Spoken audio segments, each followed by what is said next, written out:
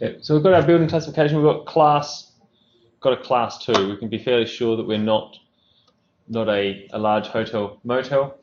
So some interesting things in there, and this is where we've got a lot of the things I was saying before about the areas that has to be accessible or not.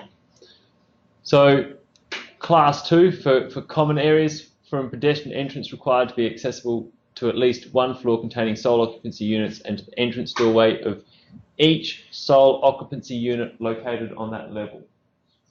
So because we're doing a disabled access apartment, then we have to make all the others disabled access as well.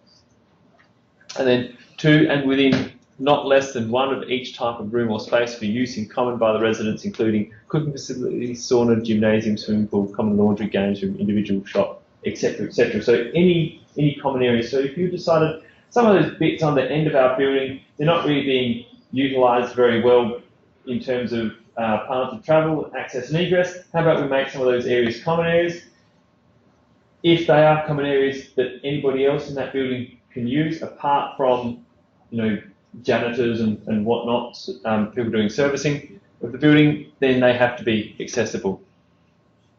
Okay, where a ramp complying with AS 1428.1 or passenger lift is installed to the entrance doorway of each sole occupancy unit again, and to and within rooms or spaces for use in common by the residents, located on the levels serviced by the lift or the ramp.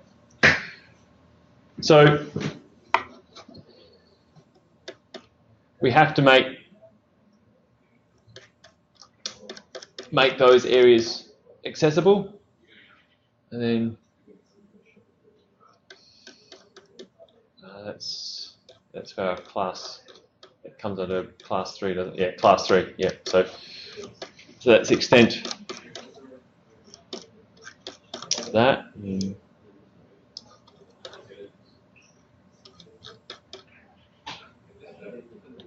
So in a building required to be accessible, every ramp and stairway, except for ramps and stairways in areas exempted by D 3.4, must comply with.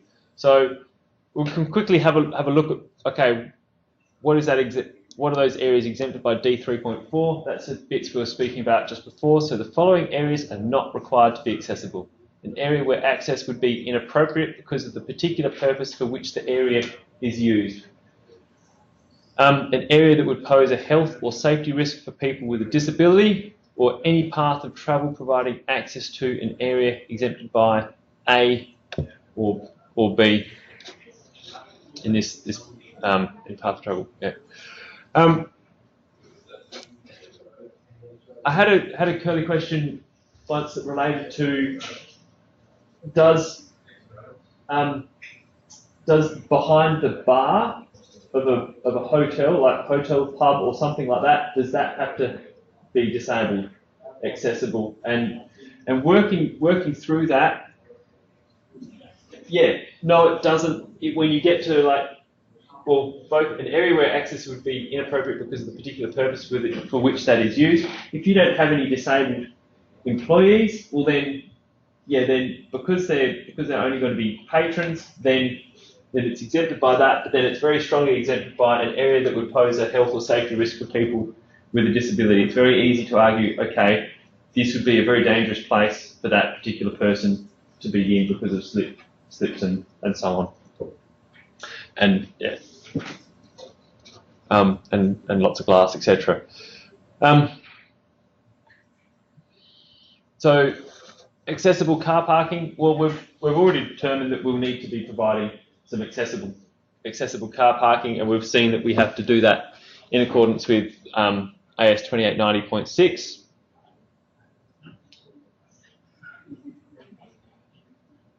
Oh, just noticed, yeah. Oh, 7A, that's 7A, that's a car park.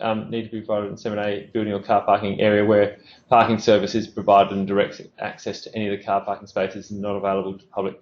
That doesn't apply to us. So we can have a quick look at this. But we don't have a section for class 2. anyhow. But our car parking requirements are going to be dictated by what the council says you need to have, and then by our inclusion of a disabled accessible unit. So D. Go ahead. Oh, sorry, I've gone too far. There's another section I needed to show in. So parts of buildings to be accessible. So every ramp and stairway, except for ramps and stairways in areas exempted by D 3.4, must comply with. For a ramp, a fire isolated ramp has to comply with clause 10. So every ramp, stairway, except for ramps, stairways in those areas. Yeah, for a stairway, except a fire isolated stairway, clause 11. So if you're, like Richard, doing all fire isolated, then those stairways don't have to comply. If they're not fire isolated and they're open, if you're going down that route, then they do need to comply. And so they need to comply with clause 11 of AS 1428.1. We'll go back up to clause 11.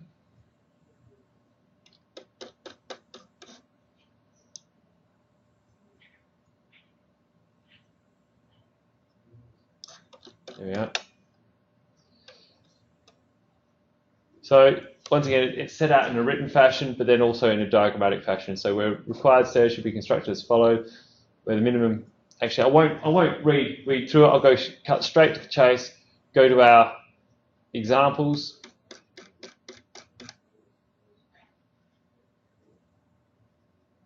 What we need to be providing is for our landing an additional tread width on the landing. So we've got our treads here. We decide what they're going to be. We have to provide an additional tread width on any of our landings. We also have to provide an extension to the handrail at 300 millimeters, and then have that 180-degree turn on the end of that handrail, and some tactile ground surface indicators there. So that say a person who's visually impaired is walking along, they go, oh, okay, there's some bumps here, there's something happening here. I've got to be aware of what's coming up. So so for those of you not enclosing your stairs, making them fire isolated, you're going to have to include those aspects.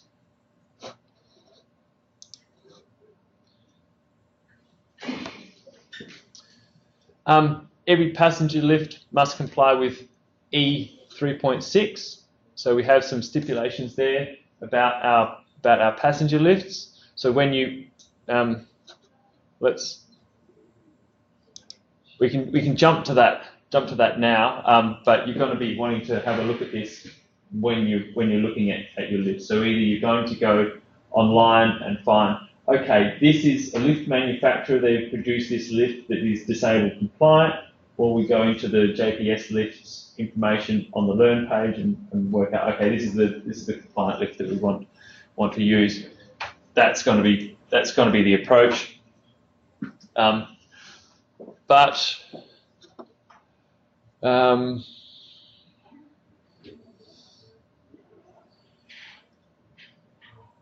And have accessible features in accordance with table E 3.6b. That's going to be the main thing for you. So handrail complying with the provisions there. So all lifts except platform lift and low rise. Lift floor dimensions of not less than 1400 millimeters wide and 1600 millimeters deep, etc. So work through this table in assessing your lifts and adding your notes for that. Okay. D.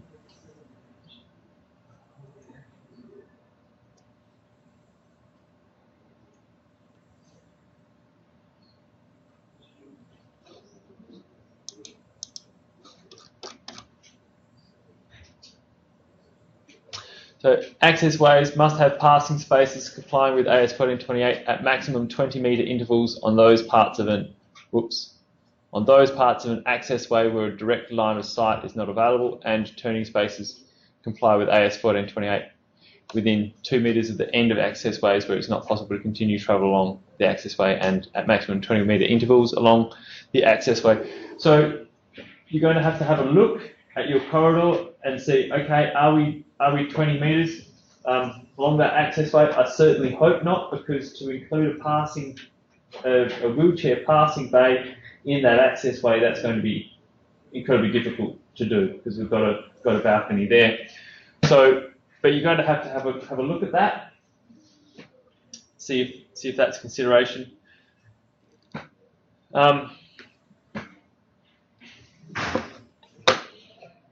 Also,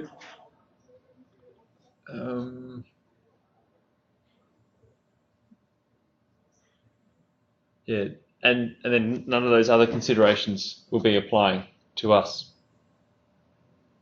And then we've already gone through our accessible car parking.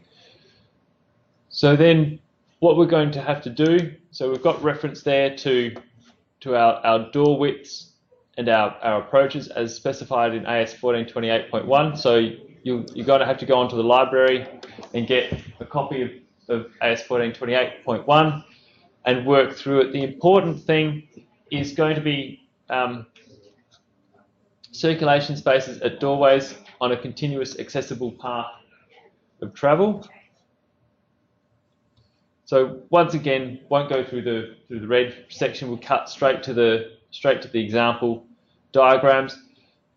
So the next thing is, once we've sorted out our car parking, our stairs, our lift, we decide this is what we're going to do, then we know our paths of travel, and we can work out this is the way that it's going to be approached from. And so we can look at these diagrams and work out, okay, at our doorways, are we providing that amount of space? Now, for working that out, a lot of it is going to be thinking about, okay, that's our door. Can we just take that door and swing it the other way? Can we take that door and rotate that door, hinge it on the other side? All of these modifications are going to be cheap to do. So on site, you can change the way a door swings, etc., change over latch sides and do all that work. That's going to be far cheaper than modifying any of the walls. So that'd be the first thing you look at. So when you're looking at these and thinking, okay, our approach isn't working for us, can we swing it the other way? That's the first thing I'd be looking at.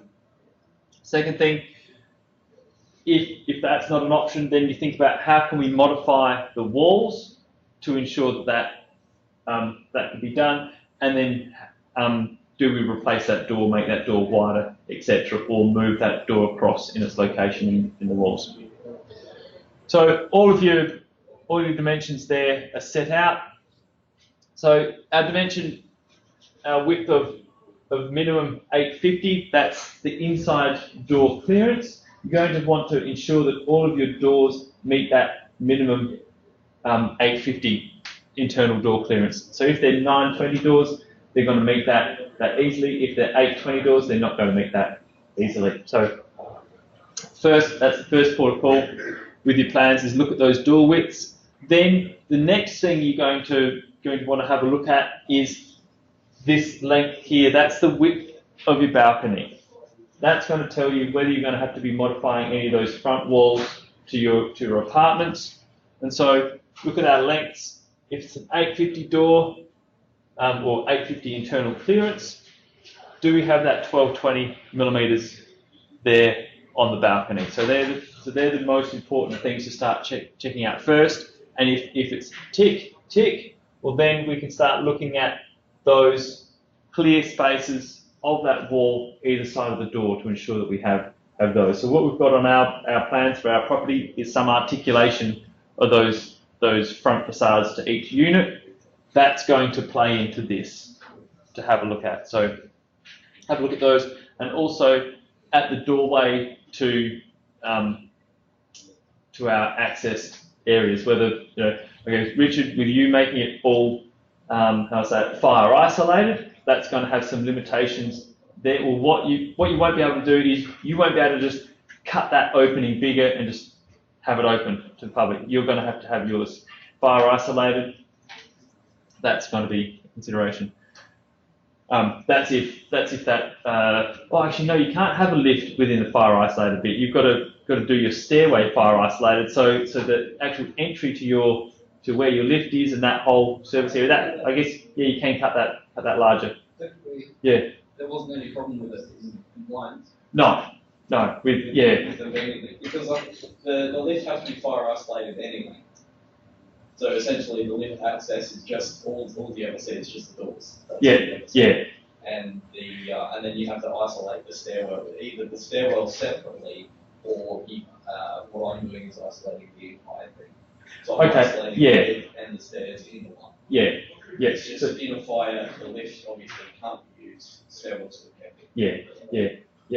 But what I was getting at is, so you're going down the approach of isolating the whole thing. If you're isolating the whole thing, that means that doorway entry from that balcony, it has to be a fire isolated door. You actually have to have a door there. For others that are not fire isolating, or not fire isolating that whole component, they can just knock that wall out larger and have that as an opening, no door in there, because essentially you don't need to have a door there. So you can go, all right, well, yeah, we can just make that larger. That way we don't have to worry about any of these things because there's no doors being opened. We can just wheel our wheelchairs straight through.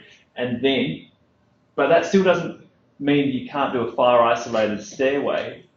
But you just do your stairway fire isolated and then your lift fire isolated, and that circulation space within that area is not fire isolated. So that's another approach. But if you fire isolate the whole thing, then you've got to meet those requirements with your door there, just for the standard everyday travel.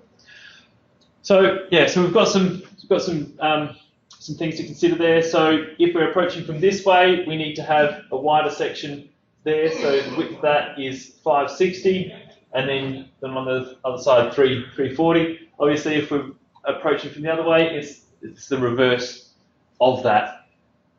For some situations,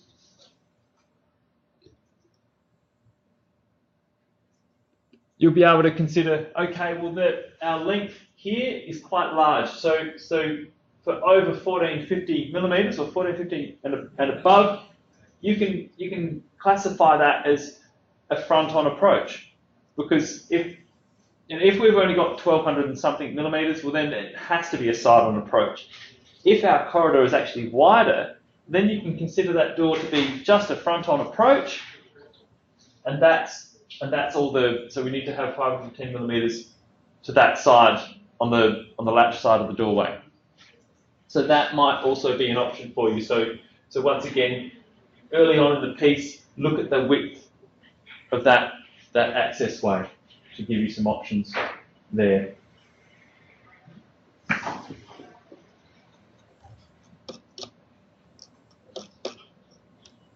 So I'll leave it at that for working through. So